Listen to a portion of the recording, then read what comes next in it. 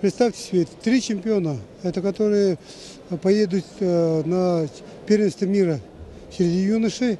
Если в прошлом году один за Маршаков выступал в чемпионате Европы, то этот раз уже 3 поедут на первенство мира, а 2 на первенство Европы.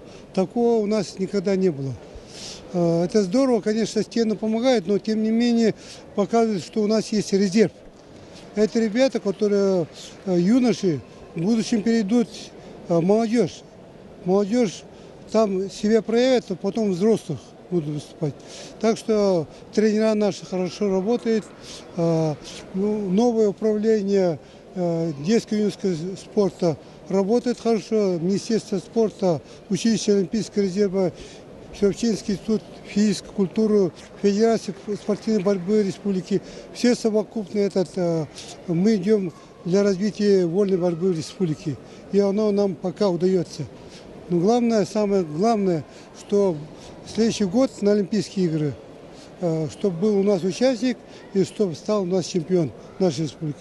Это будет очень большая победа, большая точка поставлена.